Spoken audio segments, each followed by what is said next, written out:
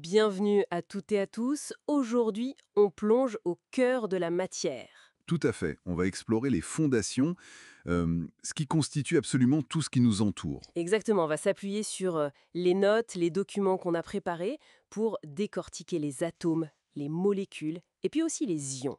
L'objectif, c'est vraiment de saisir cette structure intime, comment tout ça s'agence, comment ça interagit.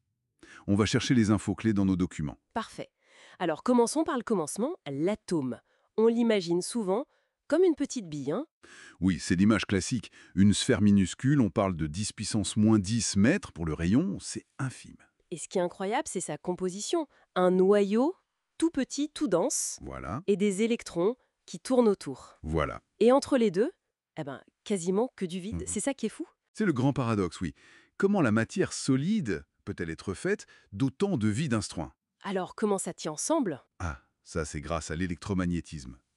Le noyau a des protons, chargés positivement. Ok, Les électrons, eux, sont chargés négativement. Donc ils s'attirent. logique. Mais pourquoi elle ne s'écrase pas sur le noyau? C'est une question d'équilibre. Leur vitesse, leur énergie cinétique les maintient en orbite, si on veut simplifier. Et l'atome, au final, est neutre. Neutre. Oui, électriquement neutre. Il y a autant de protons positifs dans le noyau que d'électrons négatifs autour. Les charges s'annulent parfaitement. Ce vide, il est essentiel pour les liaisons plus tard. D'accord. Et pour mettre de l'ordre dans tous ces atomes différents, il y a le fameux tableau de Mendeleïev. 1869 quand même. Oui, une construction intellectuelle majeure. L'idée de base, c'est de les classer par nombre de protons croissants. Ce fameux numéro Z. Oui, ça paraît logique.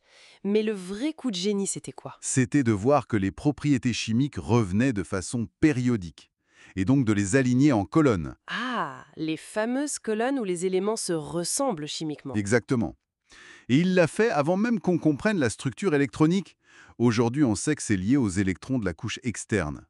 Ce tableau, ce n'est pas juste une liste, c'est une carte qui prédit comment les éléments vont réagir. Et cette notation, A et Z, qu'on voit dans le tableau? Très important, oui.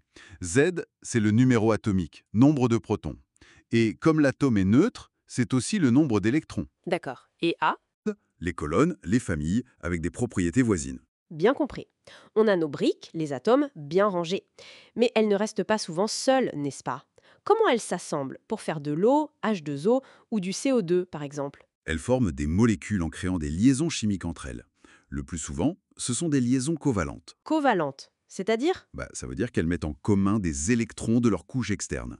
C'est un peu comme si elles se donnaient la main pour être plus stables ensemble. Ah, d'accord, c'est une sorte de partage. Exactement. Et la formule brute, comme H2O ou CO2, nous dit juste quels atomes et combien de chaque sont présents dans la molécule. H2O, 2 hydrogènes, 1 oxygène. Et on voit bien ça avec les schémas, les sphères colorées pour H2O, CO2, H2O, CH4. Et un point important, la molécule, elle aussi, est neutre. Oui, globalement neutre électriquement, tout comme les atomes dont elle est issue. On distingue d'ailleurs les corps purs simples, faits d'un seul type d'atome, comme H2, des corps purs composés, avec plusieurs types d'atomes, comme H2O. Toujours cette neutralité. Pourtant, nos documents parlent ensuite des ions. Là, on abandonne la neutralité. Et oui, là on change de registre. Un ion, c'est un atome ou même un groupe d'atomes qui a perdu ou gagné un ou plusieurs électrons. Et pourquoi ferait-il ça? Souvent pour gagner en stabilité, atteindre une configuration électronique plus stable, un peu comme les gaz nobles dans le tableau périodique. Ah, en perdant ou gagnant des électrons, ils essaient de ressembler aux gaz nobles. C'est une bonne façon de le voir, oui. C'est une tendance forte.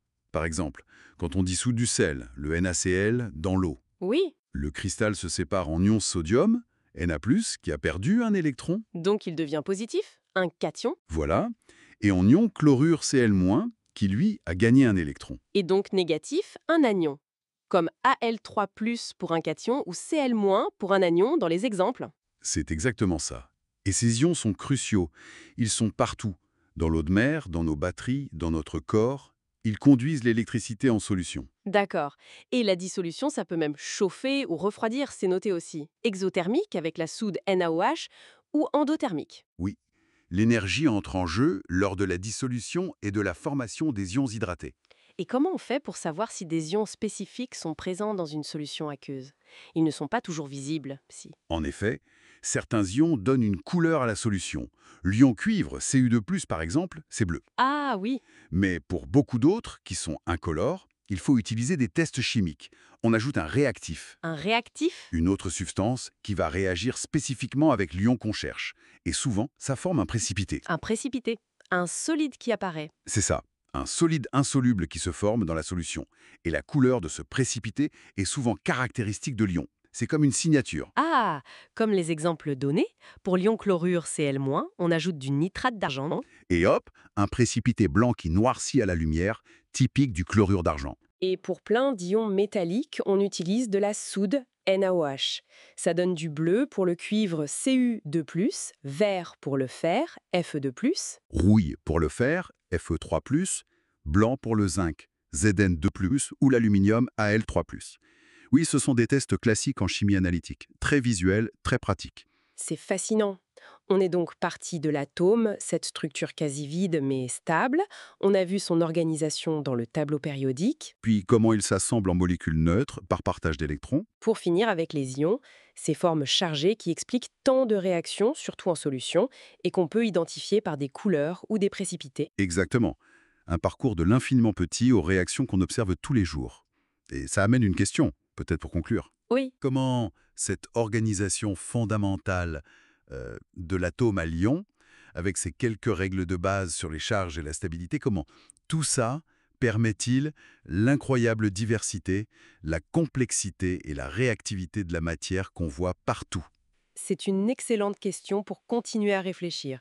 Une base essentielle pour comprendre notre monde chimique. Absolument. C'est toute la beauté de la chose construite sur ces fondations élémentaires.